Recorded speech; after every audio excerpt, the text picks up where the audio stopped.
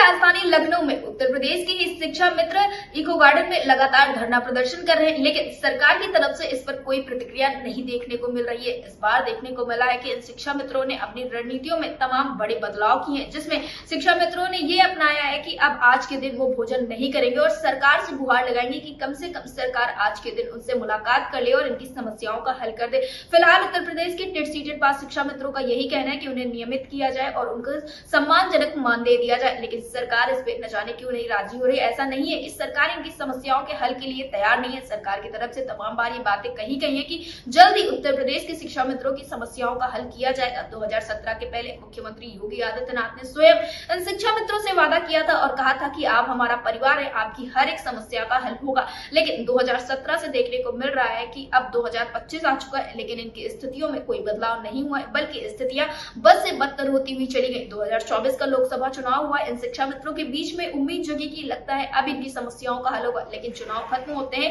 और सरकार फिर से इन शिक्षा मित्रों के मुद्दे को ठंडे बस्ते में डाल देती है। इस वजह से शिक्षा मित्र काफी ज्यादा परेशान नजर आ रहे हैं। इनका यही कहना है कि सरकार अब इनकी समस्याओं का हल कर दे। फिलहाल आपको बता दें, जहां एक तरफ 27 तारीख से राजधानी लखनऊ के इको गार्डन में धरना प्रदर्शन चल रहा है, तो वहीं दूसरी तरफ आज शिक्षा मित्रों ने ये रणनीति अपनाई है कि आज के दिन ये पूरा दिन भूखे रहेंगे और सरकार से मिलने का प्रयास करेंगे। अब देखना ये होगा कि इनकी इस रणनीति का क्या कुछ असर पड़ता है सरकार के ऊपर। क्या सरकार इनसे मिलने के लिए तैयार होती या फिर इनका संघर्ष अभी जारी रहेगा।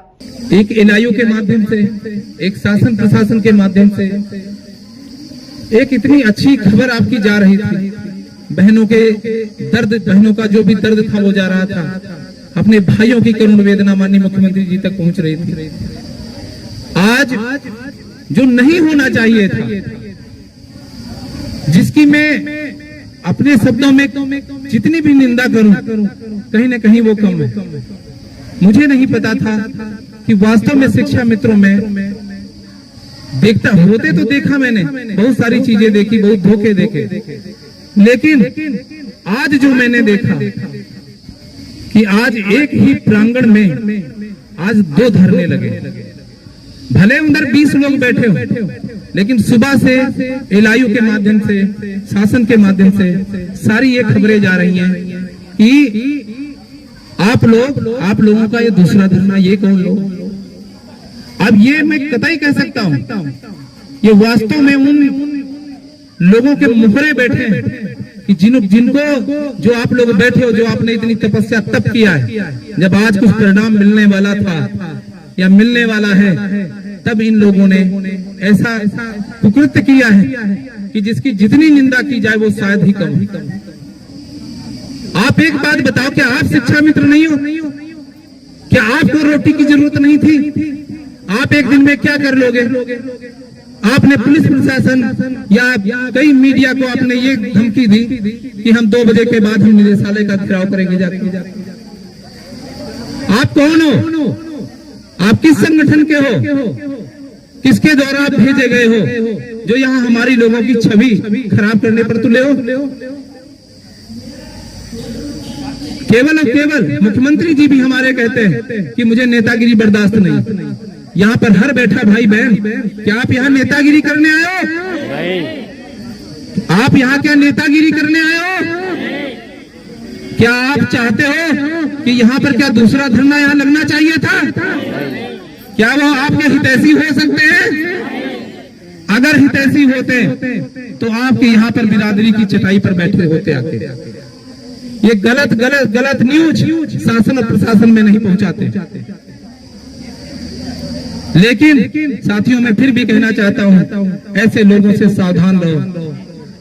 जितने लोग घरों में बैठे हो, 14 और 15 कल आपका भाई और जो हमारे साथी, कल का जो कार्यक्रम हमने रखा है कि एक दिन का भोजन त्याग, कल के दिन मैं भोजन नहीं ग्रहण करूंगा और अपने भाई बहनों के लिए कल बैठ करके ईश्वर से प्रार्थना करूंगा, माननीय योगी जी से प्रार्थना करूंगा, पूरा दिन भूखा रह करके कि माननीय योगी जी कल हमारे तप का 19वां दिन होगा।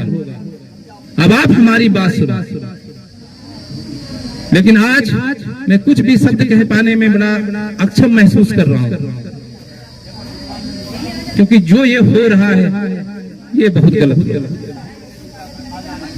लेकिन आज जो यहाँ बैठे हैं 15 लोग बैठे हो, 20 लोग बैठे हो, महिलाएं बैठी हो, पुरुष बैठे हो, इनमें एक तो बात है, ये रोटी के लिए नहीं बैठे, ये सिर्फ और सिर्फ राजनीति की रोटी के लिए बैठे हैं। और आपने जो ये 18 दिन तप किया है, उस पर ये राजनीति की रोटी सेकने आए हैं। जबकि आपके भाई ने पता नहीं यहाँ कितनी पार्टियां आई, पता नहीं कितने यहाँ दल आए, पता नहीं यहाँ कितने पक्ष के आए, पता नहीं यहाँ कितने विपक्ष के आए, पता नहीं मेरे पास कितनी फोन कॉल आई, लेकिन आपके भाई ने केवल एक बात पे अमल रहा कि ये कोई राजनीतिक मंच नहीं है, ये दीन दुखियों हमारे भाई बहनों का मंच है, और यहाँ पर सिर्फ और सिर्फ रोटी की लड़ाई लड़ी जा रही है। जितने भाई बहन हमारे बैठे हुए, आपका भाई कतई विचलित नहीं होने वाला है, और आप अपने परिवार के लिए, अपनी रोटी के लिए कल और परसों इस इको गार्डन में जो आए हैं वो तो जरूर आए, और जो नहीं आए हैं अब तक वो भी साथियों जरूर आए, क्योंकि आपकी 2-3 दिन की छुट्टी है और इसमें आप पूरी ताकत लगा दीजिए।